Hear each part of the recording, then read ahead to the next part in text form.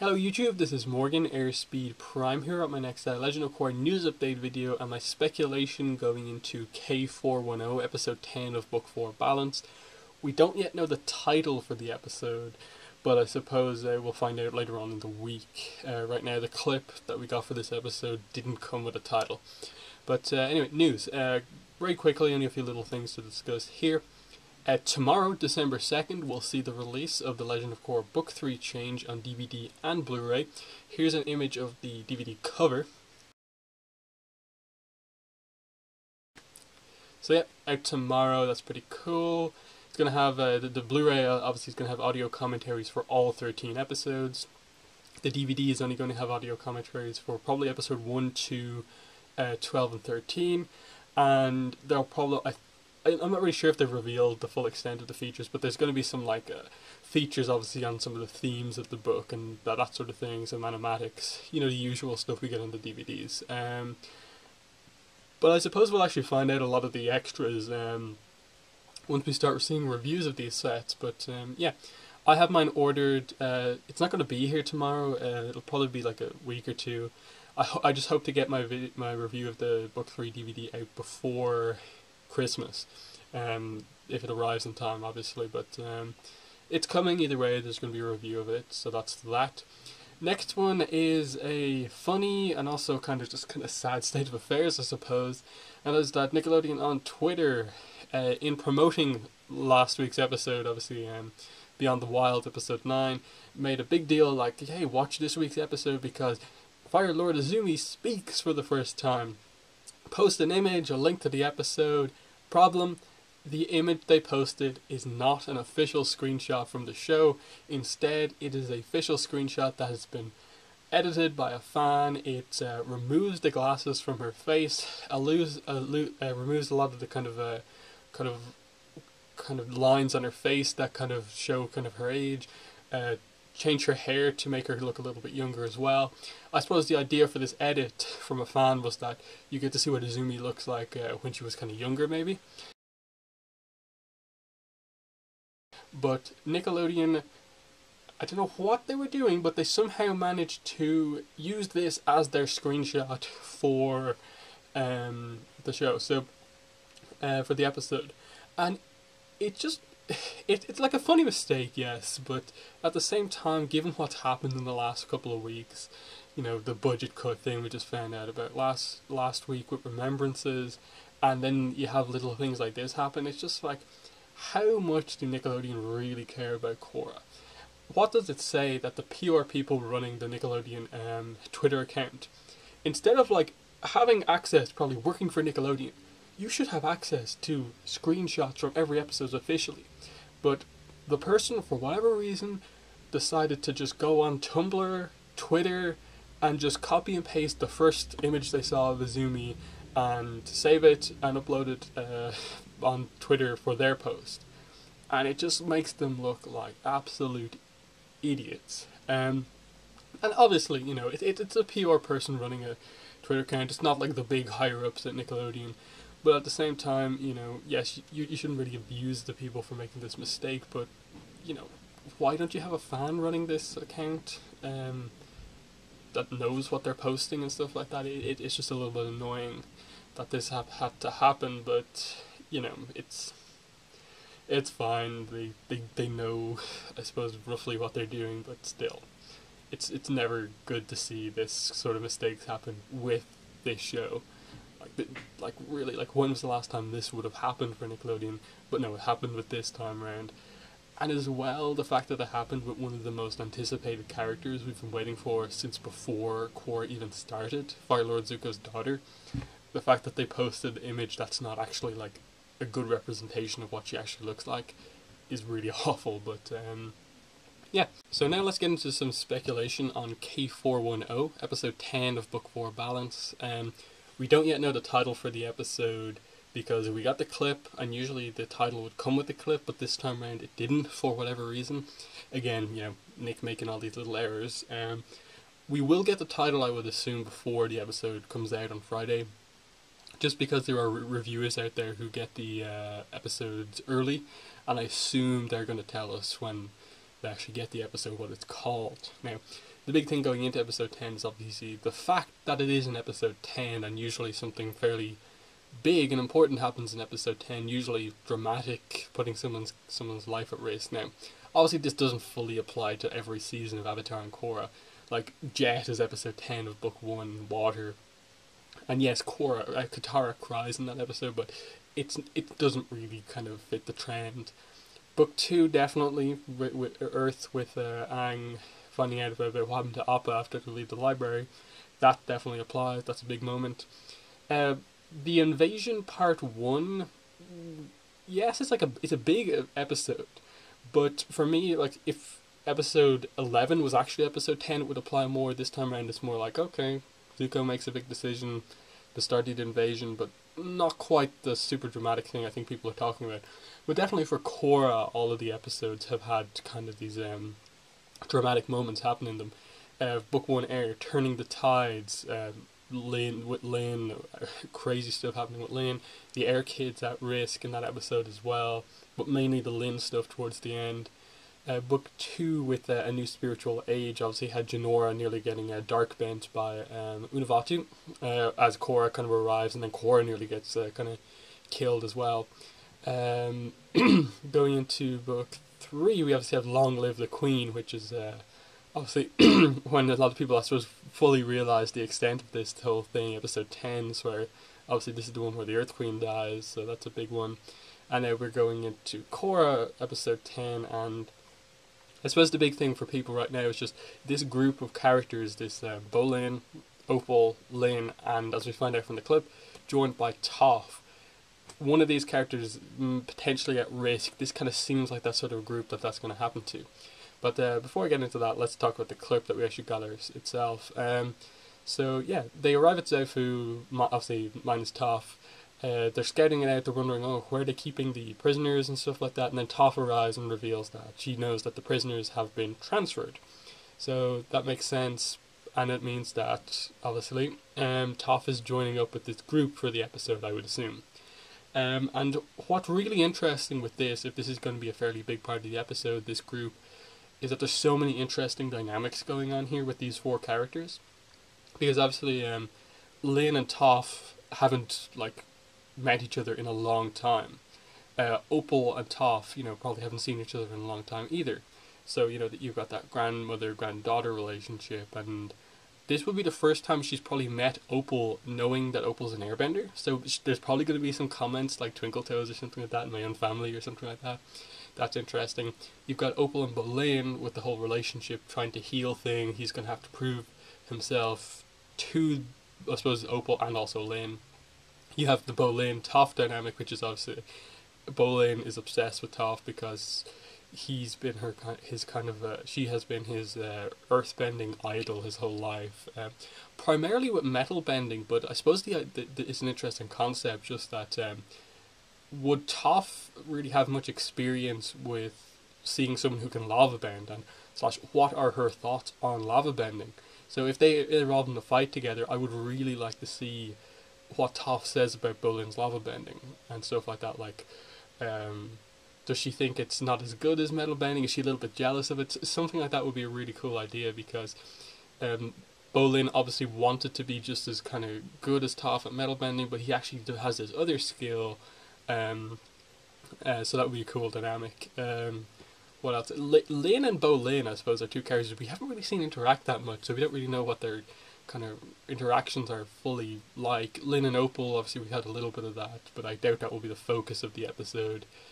So yeah, lots of interesting stuff going on, and the interesting thing, I suppose, about the episode is that we don't know where Kuvira is. Is she still in the swamp overseeing the cutting down of the vines over there?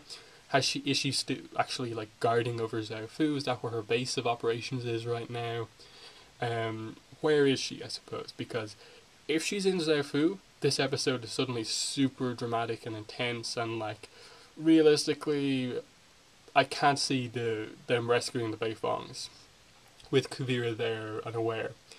If she's away, I can probably see it happening where it's a kind of setup for the finale that, okay, they rescue the Beifongs, Kuvira's angry, and this prompts her to act and put her final kind of plan into place.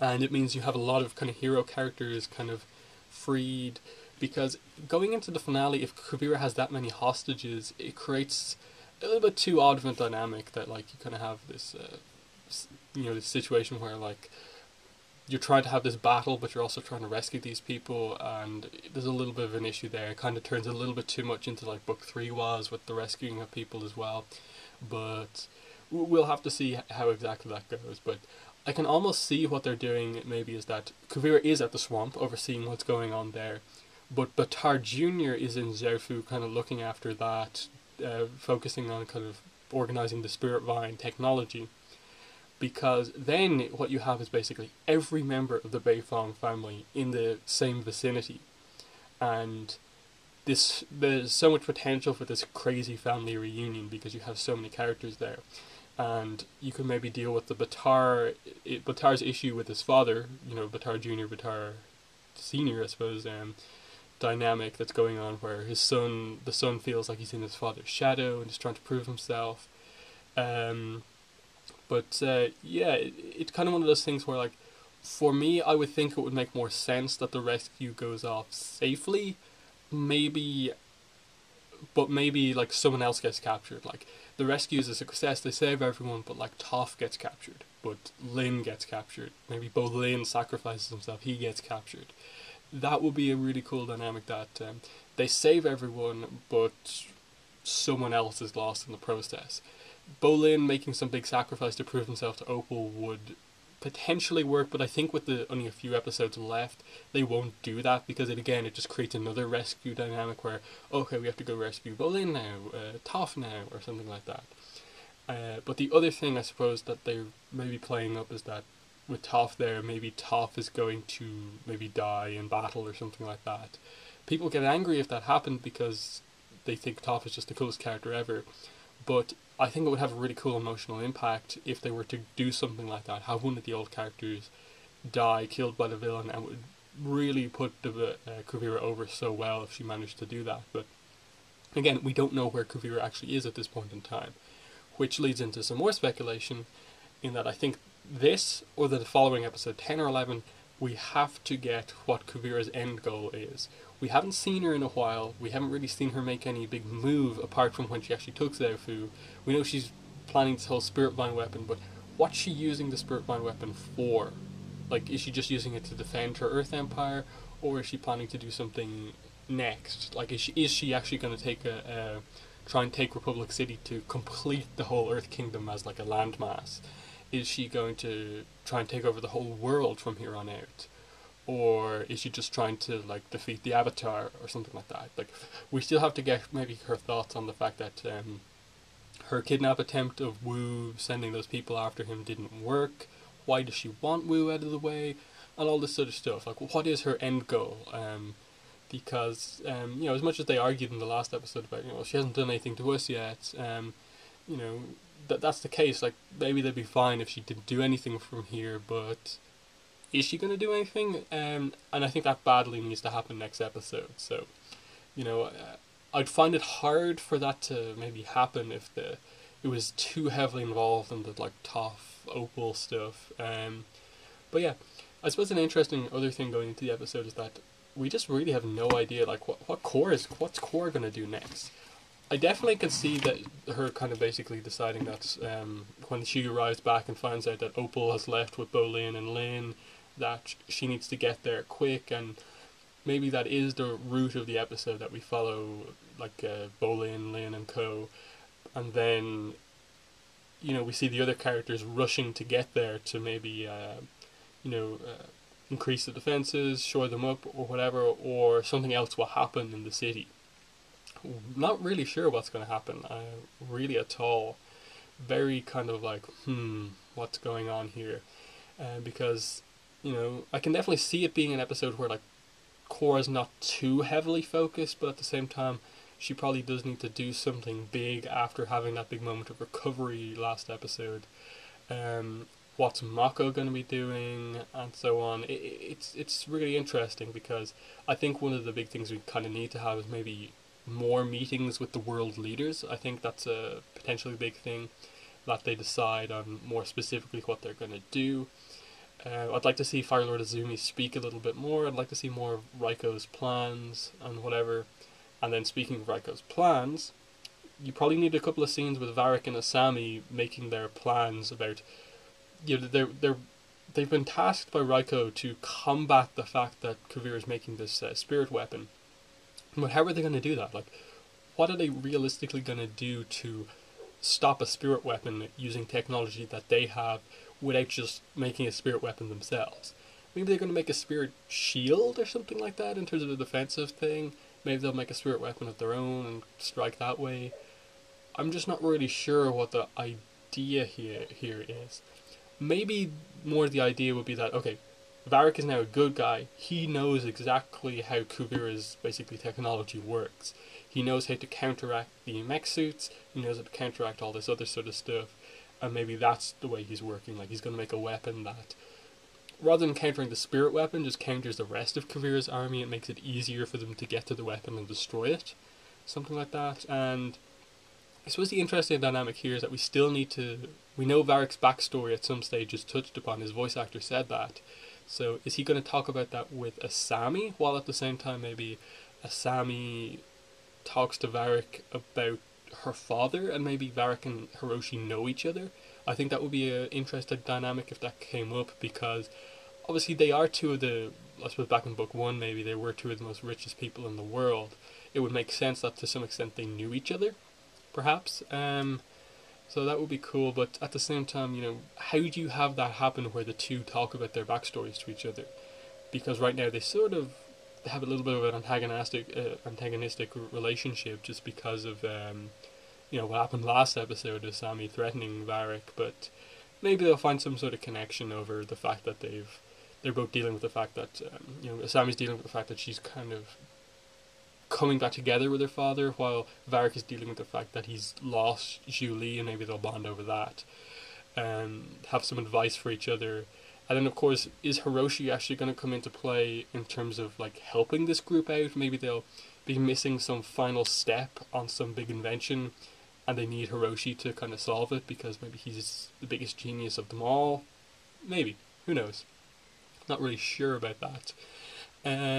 What else did they really talk about? That's most of the main characters. Like, are the Airbenders going to do anything? I suppose that's a potential thing. I think after last episode, Jinora probably needs a big moment as well. I'd like to see Jinora and maybe some of the other Airbenders like have a really strong moment.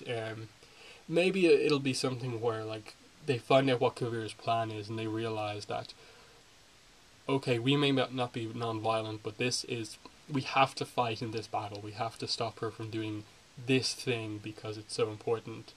I'd actually really like that to happen, maybe just see this different approach, see a lot of airbenders in action, and so on. And especially just because doing that, I think will give a lot of potential to just see a lot more cool airbending. You'd allow characters like Iki and Milo to be involved in maybe bigger fights now, Jinora to show why she is a master airbender, and so on. Maybe give Tenzin the last fight as well. Boomy as well, like I really want to see what his bending is like now after some training. And then there's stuff like in the background, like is Kai ever gonna come back into the book and address like his relationship with Jinora? Like, that's been a while since. We know that something coming up is that a lot of the minor characters over the course of the whole series kind of pop back up to maybe help in the end, a kind of invasion type thing. So I'm thinking that that's going to be like characters like maybe Gamu comes back. Obviously we saw him in the kind of little bit in the lead up into this book, the kind of Shiro Shinobi thing for episode 1 of book 4. Tano I can definitely see coming back. That's probably something they are definitely going to do.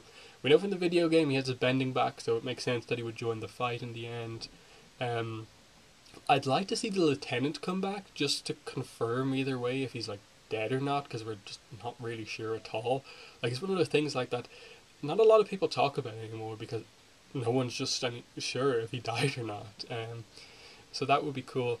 Maybe you bring Eska and Desna back for the final battle, but at the same time, are they minor enough to be like that?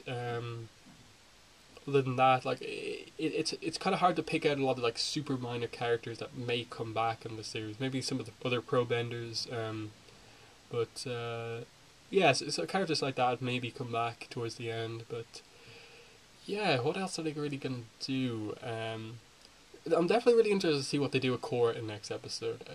I definitely think it has to be something like she hears about Bolin and Opal leaving and decides to go and help them, but at the same time, maybe something different will come up. I think the key to next episode is just that we get Kuvira's kind of end goal, or we get some Kuvira screen time in the next episode. Kuvira Batari Jr. and just tell us what their next main goal is. Okay, the Spirit Vine weapon is cool and all, that's what you're planning, but what are you doing with the Spirit Vine weapon? What's your next goal? Do you want to take over more places, or so on? I really want to see what the idea going forward, I suppose, is with her, primarily because there's a lot of stuff that needs to be resolved. Nearly every character has some sort of a story going on, as I said, like even just little things like, as I said, Kai and Janora's relationship. It was set up that it's like good even though it's long distance. So it'd be really nice to just to get to see those two characters in the same scene again, and stuff like that. But yeah, definitely in the comments let me know what you think is going to happen in next week's episode. For now, that's been the video. Thanks for watching, and bye.